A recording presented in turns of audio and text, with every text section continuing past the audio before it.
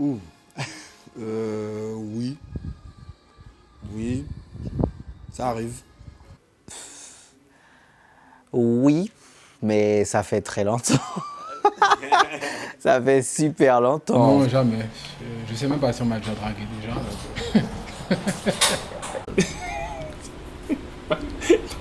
Du tout. Non, on m'a jamais dragué en créole. Ouais, c'est déjà arrivé. On m'a déjà dragué en créole. Ah oui, oui, ça c'est déjà fait. Moi-même, moi, j'ai fait aussi. Donc oui. C'est déjà arrivé qu'on me fasse des allusions en créole. Dire que c'est de la drague, non. Non, je pourrais pas dire que c'est de la drague. Bien que oui, même une taquinerie, ça peut en être.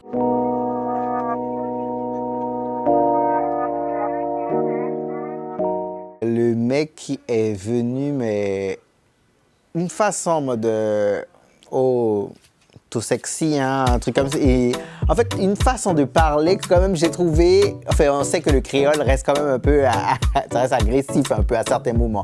Et la façon dont il m'a abordé, j'ai dit, qu'est-ce qu'on raconte lui? C'est moi qui ai commencé et j'ai juste dit quelques mots au départ et puis c'est parti comme ça. Nous avons échangé. Et le créole est sorti naturellement, donc autant que le français. Je pense que c'était de la blague.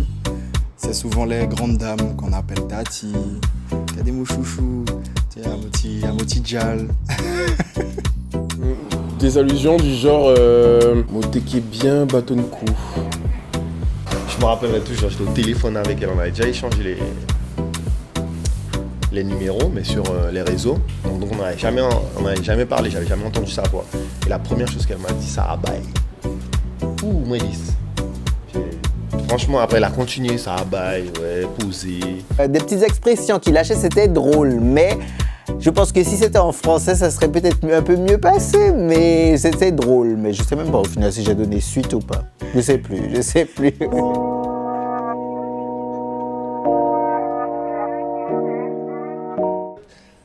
Non, je vais pas faire le gars, ah ouais, j'ai aimé, ça, ah ouais, c'est pas... C'était drôle. Alors, est-ce que j'ai aimé cela? Oui, c'était la façon, le contexte était marrant. Ça dépend de l'intonation, oui, voilà. Mais là, comment il a dit ça, c'est comme si le gars avait la dalle. Parce qu'en général, c'est vrai que quand je sors avec des gars ici, bon, s'ils parlent le créole, je préfère qu'ils ne parlent pas le même créole, en tout cas, qu'il va utiliser avec ses potes, qu'il va utiliser pour moi. On peut parler créole, mais il y a choisis bien tes mots quand même, parce que voilà, c'est pas ton camarade non plus. Pour moi, une femme qui essaie de me draguer en créole, elle va se différencier en tout cas. Parce qu'actuellement, on va toujours essayer de parler le mieux le français, le plus poète, la plus belle phrase, mais en créole aussi, ça peut passer. J'ai bien aimé, c'était assez sympa, assez original. Agrémenter certains mots en créole associés au français, ça donne un petit piment en plus parce qu'il y a des traductions qui ne peuvent pas forcément se faire. Et de ce fait, on se comprend en tant que créolophone, tout simplement. Déjà qu'on me drague, c'est... Ah ouais. Ah ouais, déjà qu'on me drague, déjà ça fait plaisir. Et puis en créole, moi ça me dérangerait pas du tout.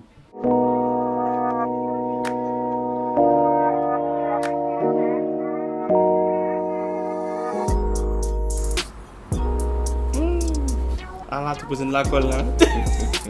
La colle. Là comme ça, je sais pas. Non. Non, en fait, le créole, je l'utilise quand je suis énervé. Surtout. Après, je pense que beaucoup d'entre nous, c'est comme ça.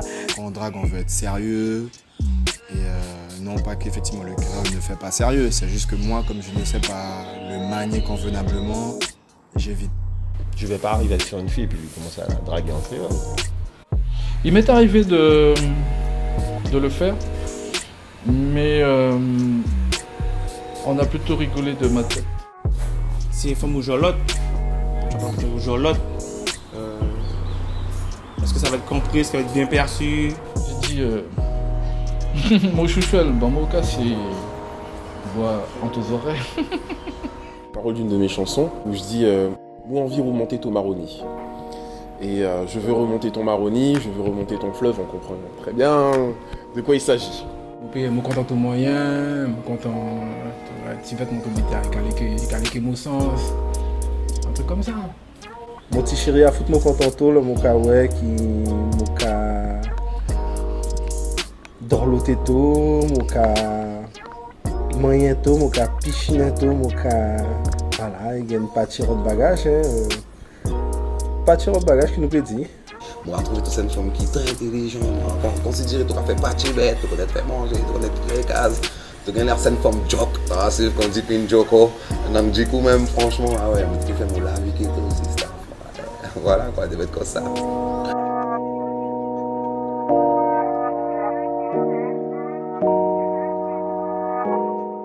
Au premier abord, utiliser le créole, c'est déjà quand même assez audacieux parce que bon, déjà dans mon entourage, j'ai pas énormément de personnes qui sont...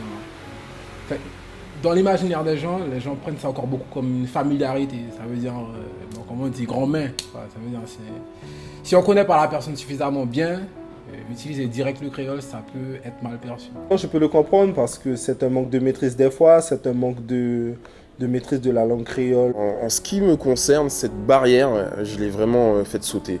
Spontanément, ça me vient d'écrire certaines de mes chansons en créole. Je trouve que c'est une très belle langue. Il fut un temps où on ne devait pas parler créole, surtout pas. Et donc on devait tout faire en français, donc notamment draguer en français et tout. C'était la langue de Molière, quoi. Et le créole, c'était plutôt considéré comme une langue des pauvres, quoi, de la basse société. Parce que j'ai beaucoup d'amis de plus de 30 ans et 40 ans qui disaient que le créole était proscrit à la maison. Les parents parlaient créole et eux, ils répondaient en français. C'est quelque chose qu'on a hérité de notre histoire, hein. Voilà, parce que bon, on a vécu pas mal d'années de colonisation, donc voilà, je pense que c'est le résultat de tout ça. Donc on a, je pense, un malaise avec cette partie de nous.